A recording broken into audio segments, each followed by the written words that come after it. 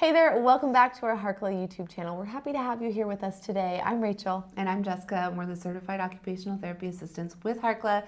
Today we're going to talk about rolling and crawling for babies and for older kids. As with every video that we share here, we always like to talk about the why and find out why it's important to do these things that we're talking about. So with rolling and crawling specifically, they work on a ton of underlying skills that are required for future developmental skills. They are the bottom of the pyramid. They are the building blocks, and we need to make sure that they are efficient so that way the child can learn and grow and thrive in that developmental sequence.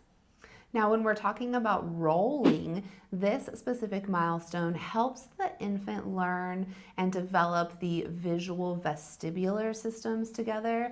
It helps them develop the muscles throughout their core, their shoulders, their neck. It develops this rotational movement that allows them to cross midline and develop bilateral integration skills. And rolling also helps to integrate some primitive reflexes. If you're not familiar with primitive reflexes, we will link a couple of videos and information in the description so that you can learn more about that. Now, your baby should be able to successfully and independently roll from their tummy to their back and their back to their tummy by around 6 months of age. And we want to see them rolling both to the left and to the right equally. Now, when we say about 6 months, we can give or take a month or two on either side, but ideally we want them to be symmetrical and rolling in all directions by around that age. Now let's talk about crawling and why crawling is so important. This is one of my all-time favorite milestones, and I feel like it's one of the most important because of all of the things that it works on. So a couple of them include that visual vestibular integration, developing those ocular motor skills, increasing the upper body strength, the core strength, the hand strength in order to improve future skills like handwriting and cutting and being able to hold those manipulatives. It also provides a lot of proprioceptive input to the joints and muscles and tendons from that input from the weight bearing on the hands and the knees. It develops that cross body pattern, crossing midline, being able to crawl in that asymmetrical pattern. It also works on integrating primitive reflexes, which we know are so important. And we want to make sure that we are crawling in this developmental pattern by 8, 9, 10 months of age. Again, like Jessica mentioned, a couple of months on either side, but the goal here is we want to make sure that the child is crawling for several months before they then progress to standing and walking. What we hear often is if a child does only crawl for a couple of days and then they start walking, did they really crawl? Do we really count that as crawling? I don't know, it's hard to decide. So we want to make sure that we are getting those good crawling patterns for a couple of months, starting anywhere from 7, 8, 9. What did I say earlier? 8, 9, 10. I would say 7. Some kids crawl early. Yeah. And that's okay a lot of times. Yeah, we just want them to meet these milestones, hit these milestones, and develop these gross motor skills of rolling and then crawling because, like we've mentioned, they help develop those future skills that our children need for higher level play and movement activities. There's a reason why they're called developmental milestones, because they need to develop in that sequence. So important. So if you have a baby who is not yet meeting these milestones, or you're expecting a baby and you're just like on top of it and you're preparing for this, we're going to give you some strategies that you can implement and activities that you can do in order to help them meet those milestones, so that way we can build that strong foundation. And then we're also going to give you some activity ideas for if you have an older child who maybe struggled with these milestones of rolling and crawling, or maybe they skipped them entirely. It's never too late. We can always go back. The first tip for your baby to help promote rolling skills is to do lots of tummy time. Tummy time is something that we hear preached all the time, and we're going to continue to preach it because it's so important, and it is that kind of first step to rolling. So tummy time develops those muscles in the core, the shoulders, the neck, which we need those for rolling as well. So Do tummy time as much as possible during waking hours when your baby is happy and awake. You can do tummy time with baby laying on your chest and you're in a reclined position. You can do tummy time over a therapy ball or one of those yoga exercise balls. You can do tummy time with your baby. So when baby is laying on their tummy on the floor, you're there with them, making noises, making eye contact, or maybe you have a fun little toy that you move around in front of them so they can watch it, so that they're enjoying tummy time and it's not this like terrible, horrible experience. But just know that you do need to build up their tolerance. It's going to be hard at first. As a baby, those muscles need to develop and it takes time. So the more tummy time they can have, the more likely they are to roll later. Yep. The next strategy you can try is have them lay on their back, and you're going to hold a toy kind of out to one of their sides over like at eye level on the ground, if that makes sense. And then let's say it's a car and you're going to roll it diagonally above their head while they're visually tracking it. So, by the time a child is 4 months old, ideally they should visually track this car going above their head, and then you can help facilitate a roll by kind of pushing on their bottom, pushing their hips kind of down and towards you, and then they will roll from their back to their tummy. And then you want to make sure that you're doing it on the other side as well. So you're kind of focusing on those diagonal patterns kind of above their head, if that makes sense, in order to help facilitate that visual tracking. And you can see the direct connection between the visual and the vestibular system with rolling and why it's so important here. The third thing you can do for your baby to help develop those rolling skills is to play in side lying.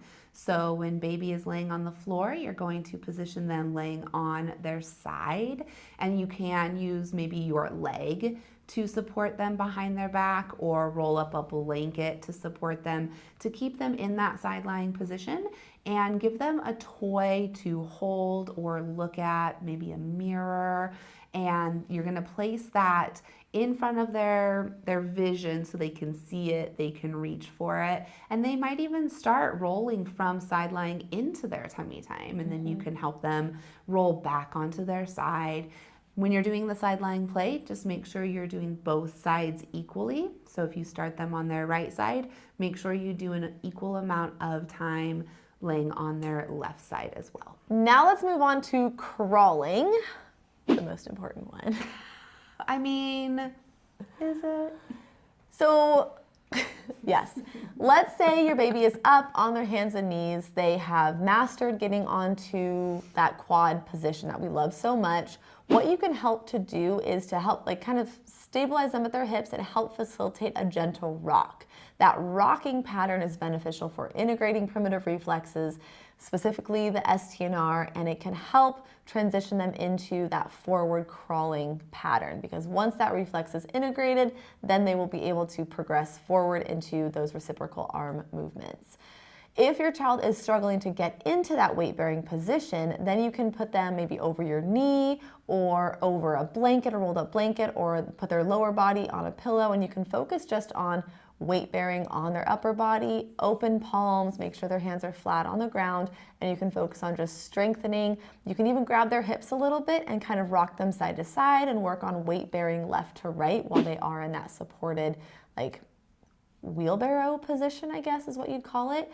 But we're just focusing on getting that weight bearing through the upper extremities. You can work on some visual tracking, up and down, side to side. Again, we're connecting that visual vestibular system here together. So getting on all fours, rocking, or a supported wheelbarrow position. The next thing you can do to help get your baby crawling more is, if you have stairs in your home, put a preferred toy 2 or 3 stairs up so that they have to push themselves up and weight bear in their arms and coordinate their arms and their legs to get up 1 or 2 stairs. You're right there with them to make sure they're safe, but they're gonna start getting that reciprocal crawling pattern when they go up the stairs and they're pushing and weight bearing through their extremities to build that strength.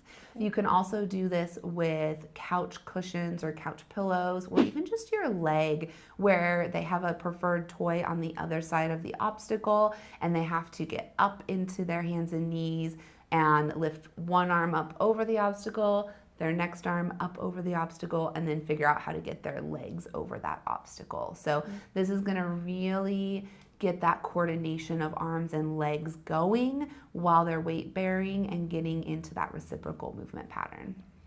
The last one we're going to share with you today is to work on the core muscles and the hip flexors, making sure everything's mobile and strong and tight. So what this can look like during play is having the child lay on their back, and maybe you grab a ball or a balloon or just your hands, or you're holding something, and they are lifting their legs up and they're trying to kick it, hit the balloon with their feet, kick that ball back to you, really just engaging their tummy muscles and getting those hips to activate. Because when a child is struggling to crawl, it could be tension in the hips and they don't have that mobility to really move those hips forward and propel them forward. So it's a fun activity to do, really exciting and unique, and they have a good time doing it, and you can make it really fun and silly. Now we're going to give you 5 activities you can do if you have an older child who struggled with rolling, maybe they skipped crawling, and we want to build up these skills from those missed developmental milestones. The first one is, it's really never too late to do tummy time activities. So get your child laying on the floor on their stomach,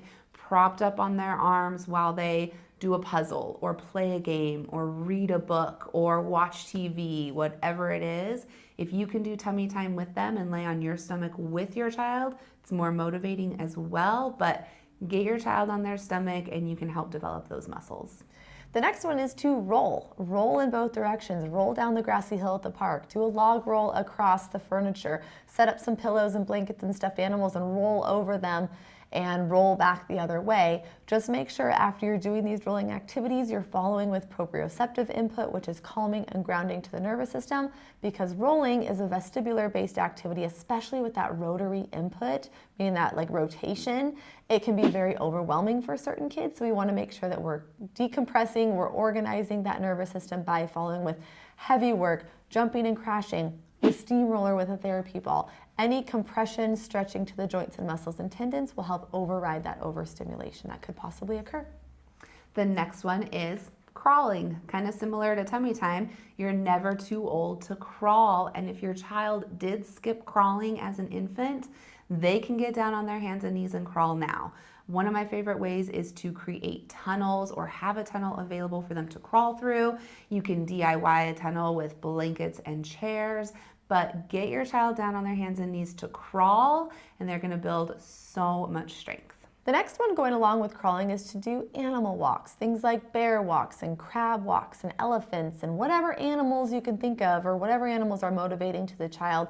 You are going to get down on the ground and be creative. Weight bear, do some wheelbarrow walks, focus on open hands, make sure that the hands are neutral, they're pointing forwards, make sure that our cores are nice and strong, make sure that we are not having collapsed backs during these activities, make sure that everything's just in line and we have good body mechanics while we're doing these activities, and we'll increase strength, will help improve the primitive reflex integration, and we will just improve all of those underlying skills that maybe were missed during crawling or rolling. The last one to include is some different visual tracking and ocular motor games. Rolling and crawling in infancy help develop these ocular motor visual skills. So if they were missed in infancy, we want to build up those skills with activities with your older child. There's a variety of different games that you can purchase that work on these skills. We will link them in the description, so you can just click on them, check them out, see if you want to get them. But even just ball skill activities, throwing and catching, rolling the ball on the floor. One of my favorites is to grab bouncy balls and a couple of cups, roll the bouncy ball across the table and have your child catch it in the cup before it hits the floor. You can do this with your child holding 2 cups and you roll 2 balls across the table. So that can be a really fun way to work on those visual tracking skills. But anything with balls is great, or balloon volleyball, that's something we recommend. And we do have a full video on ocular motor skills and how to assess ocular motor skills and some different activities you can include. So we'll link that in the description as well, so you can check it out. With that, we are done. We have shared all of our wisdom with you here today. If you are looking for more, if you want to take a bigger leap, we do have a full infant and toddler sensory development course that includes primitive reflex integration for youngsters. We will put a link in the description below for you to check out as well. We'd love to hear what you thought about today's video, if it was helpful, if you have other ideas that we could include, leave us a comment below. Make sure you click the like button and subscribe to our YouTube channel so you never miss a new video. We do have a podcast called All Things Sensory where we talk about all things sensory and more. And we'd love it if you would listen there. It's on all major podcast platforms. Check it out. We have, over 200 and something episodes. There's a lot of topics there. Yep. All right. Thanks for being here, and we will see you next time.